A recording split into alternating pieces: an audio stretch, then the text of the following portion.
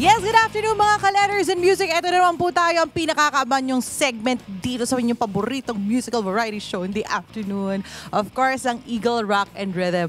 At espesyal na espesyal ang ating Eagle Rock and Rhythm ngayong hapong ito. Dahil, kung matatandaan ninyo, may nakasama tayong isang banda na itago na lamang natin sa pangalang This Band, you know.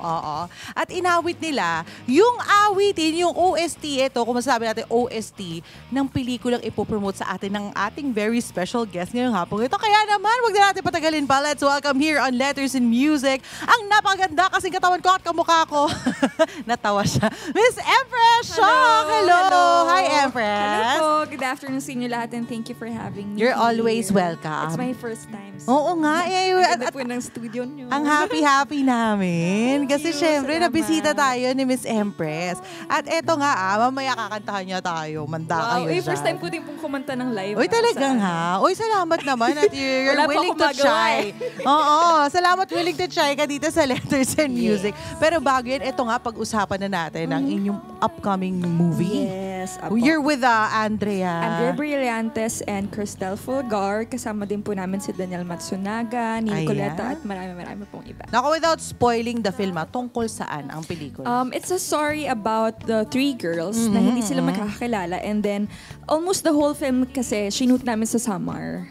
Sa Samar? Yes. So, pagdating nila sa Samar, silang tatlo, hindi sila magkakilala pero pagdating nila doon, parang magkakaroon ng malaking revelation na parang pinagtagpo sila ng tadhana doon. Dahil ba sila ay meant to be nag-iisip talaga ako. Basta ayun na yun, hindi sila magkakilala. Basta pagdating nila ng Summer, magkakaroon ng revelation doon na para silang pinagtagpo ng tadhana. Yun naman pala. Anong role naman ni Empress dito? I'll be playing the role of Joey. Joey. So, she's into fashion design. Tapos, taga Manila siya na pumunta siya ng Summer kasi magkaka-work siya doon. Ayun. So, only to find out na may twist. Yes. Malalaman niya yan. Oo. Yes. Pero ito paano ka nag-prepare for the role? Ito ba yung role mo as Joey very far from the real Empress? Or hindi? Relate ka dito? May pagka-far siya eh. Oo, medyo malayo siya. Kasi siya, para siyang strong, independent woman. Ganyan. Hindi siya ganito ka-sweet. Hindi siya ganun eh. Tsaka medyo siya galit siya sa mga lalaki kasi lumaki siya ng walang tatay.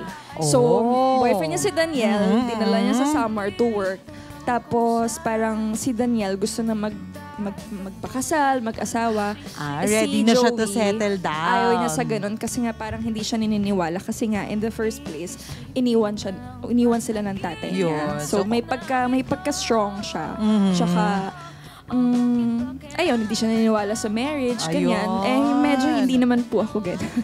May chance naman ng marriage. May forever. Naniniwala ba sa forever si Empress? Oo naman, may forever. Diba? May forever talaga. Pero syempre, ito, bukod kay, meron ba kayo kasi yung mga kasama mo, si Andrea, si Cristel, may song number ba na magaganap dito? Kasi para puro mga kumakanta kayo doon no? Actually, si Andrea, parang musically inclined yung character niya. Tapos parang meron kaming isang scene doon na parang magko-collab kami in a way. Pero very short lang. Tapos, yung supposed to be dapat na title talaga ng movie namin. Yun yung kinanta namin. Pero naiba siya eh. So, pero may konting pahapiaw sa scene. Okay. Abangan na lang nila. Very nice. So masasabi ba natin ang pelikulang ito is a story of friendship? It's a family drama. Family. Yes, na may romance. Siyempre may partners kami lahat.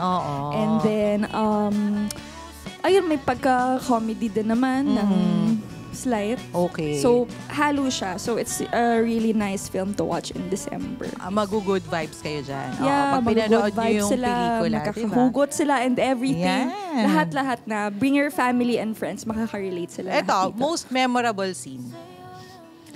Most memorable scene kasi nga since strong siya and everything, nag-yosi siya. Ay, may ganon. Ang dami kong yosi doon na eksena, hindi ako nag-yosi. Ikaw ba? Ito bukod dito sa mga ganitong eksena, ikaw, may mga bagay ka na hindi ginagawa in real life na ginagawa mo rin talaga for pelikula.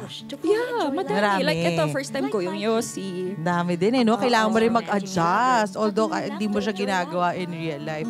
But madami anyway, siya. eto, imbitahan mo ang ating mga ka-letters in music. Kailan ba natin mapapanood ang pelikula? Yes, iniimbitahan ko po kayong lahat na please panoorin niyo po sana and supportahan niyo po sana ang kahit ayaw ko na, kahit ayaw mo na, this December 5 po and may premiere night kami sa Uy, kailan December. ito? Kailan to? December 4. December 4. Abangan po nila kung saan. Next week Sa na Mega Mall. yan. Mega Mall.